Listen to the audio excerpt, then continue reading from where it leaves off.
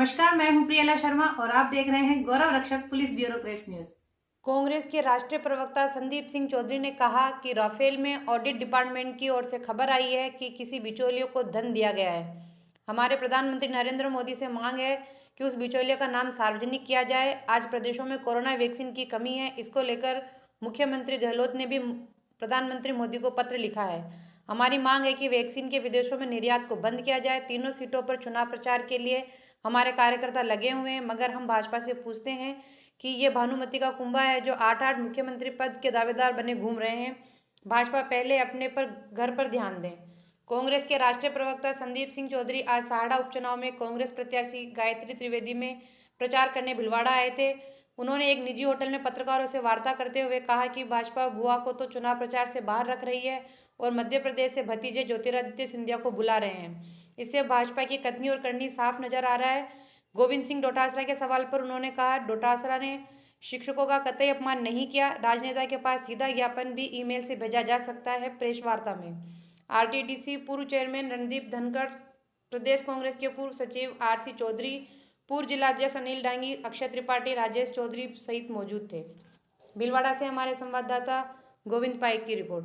सिंधिया ने भी कहा, राजस्थान के मुख्यमंत्री और कमलनाथ एक ही सिक्के के दो पहलू है।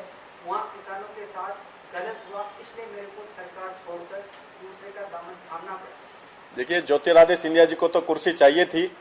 आज उनकी बुआ को राजस्थान में कोई पूछ नहीं रहा है और उनको बुला के प्रचार करा रहे हैं। तो भाजपा की कथनी और करनी में फर्क आपको पता ही है।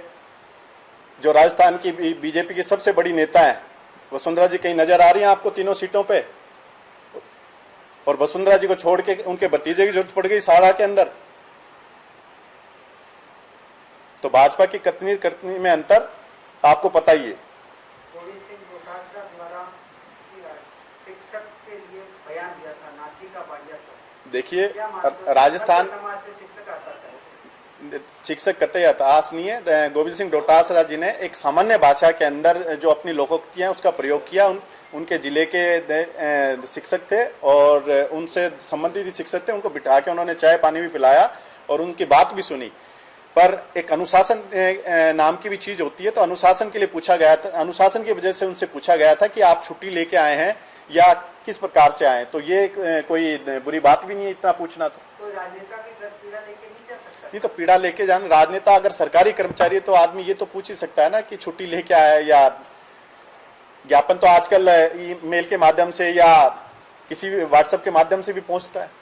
ऑडिट डिपार्टमेंट की तरफ से एक खबर आई थी कि राफेल के अंदर भारत के किसी बिचौलिए को धन दिया गया है। तो राफेल विमान का जो सौदा था नरेंद्र मोदी जी ने जो डायरेक्ट फ्रांस जाके किया था, ना कोई उसमें टेंडर था, ना कोई टेंडर मांगे गए थे। तो किसके कहने से वो सौदा उन्होंने किया? और उस बिचौलिए का नाम भारतीय जनता पार्टी को उजागर करना चाहिए कि वो जो रिश्वत फ्रांस की एजेंसी की जांच ऑडिट में सामने आई है कि बिचौलिए को रिश्वत दी गई, उस बिचौलिए का नाम इस देश की जनता को बताना चाहिए। कोरोना को लेकर सवाल उठ रहे सर, वैक्सीनेशन की कमी है। वैकेशन की बिल्कुल कमी है। आपको पता ही है कि इस देश के अंदर मोदी जी ने बाहर निर्यात का वो कर दिया था। आज निर्यात पे रोक लगा के सिर्फ देश के लोगों के लिए वैकेशन होनी चाहिए। और मेरा ये मानना है कि जल्दी शायद अशोक गहलोत जी ने मुख्यमंत्री जो हमारे, उन्होंने पत्र भी लिखा है प्रधानमंत्री जी को कि वैक्सीनेशन की कमी है राजस्थान के अंदर, उसको जल्द पूरा किया जाए।